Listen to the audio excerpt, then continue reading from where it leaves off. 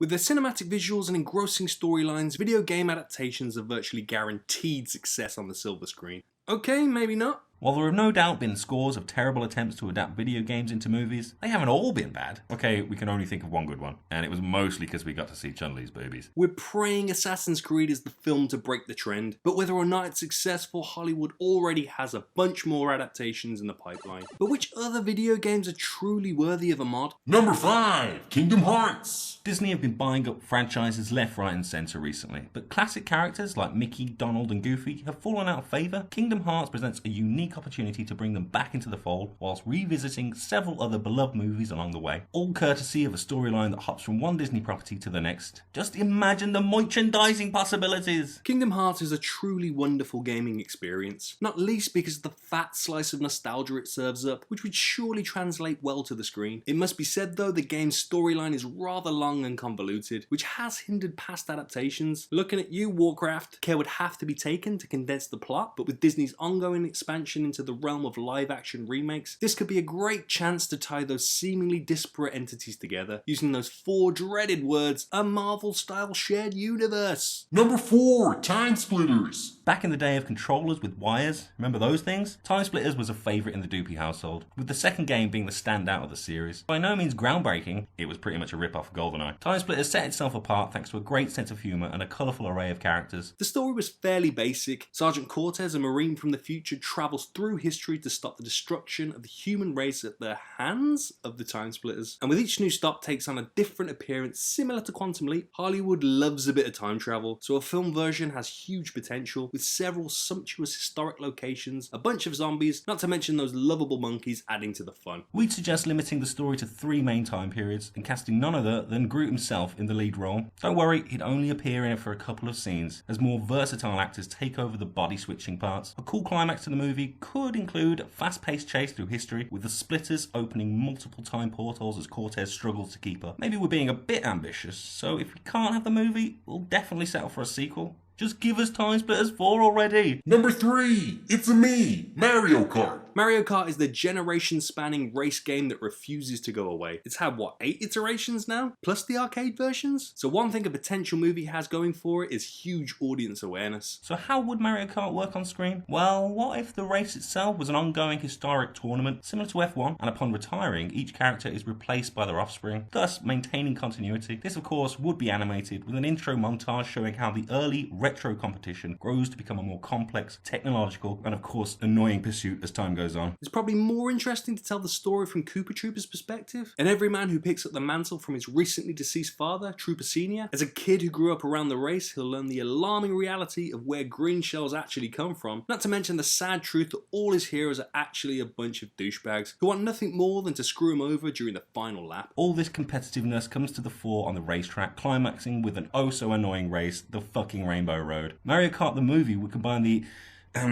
visual thrill of a Star Wars pod race with the humorous behind-the-scenes feel of Wreck-It Ralph. Since everyone has grown up with Mario Kart, we're certain this movie would pull in huge audiences, including kids and their millennial parents. Number 2, Half-Life. Yeah, there's a Half-Life movie in development, apparently. But J.J. Abrams needs to pull his thumb out of his ass or pass the project onto someone else. Half-Life, the game, came out in 1998 to universal acclaim, and it's still regarded as one of the best games of all time. A truly immersive experience, you take control of Gordon Freeman, a physicist working in a shady desert facility doing shady experiments that, surprise, surprise, go completely tits up. Turns out messing about with unstable materials isn't a great idea, and a rift into another dimension full of hideous alien creatures opens up. To clean up the mess, the government does the only thing it can, sending in a death squad to annihilate everything in sight, including Paul Gordon and his associates. The movie would of course work as a sci-fi actioner, but Freeman isn't your standard hero. In fact, he's just like you and me, a total nerd. As a physicist, Gord is completely unprepared for the hostile aliens and soldiers and starts the game unarmed. That is until you happen across your new best pal, a pipe wrench. Splatting those fucking head crabs never felt so good. Gordon has to use his cunning and wits to survive. The game also features a couple of cool, inventive set pieces that could easily translate to the big screen. Despite the action, Half-Life has a brain too. There is just enough mystery and suspense so as to keep an audience engaged for a couple of hours without relying solely on explosions. Number 1, The Secret of Monkey Island.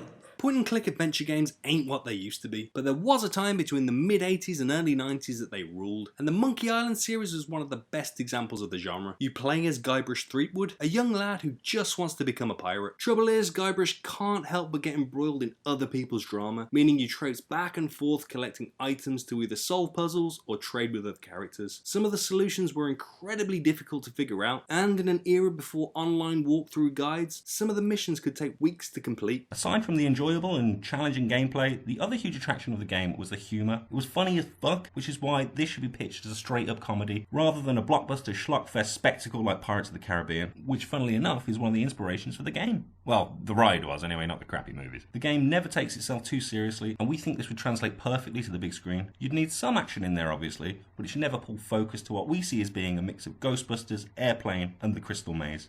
With pirates. So which video games would you like to see adapted into a movie? Let us know your thoughts in the comments, and be sure to check out these other Doopie videos, including this one about the Black Panther, where you'll find details about our awesome monthly giveaway.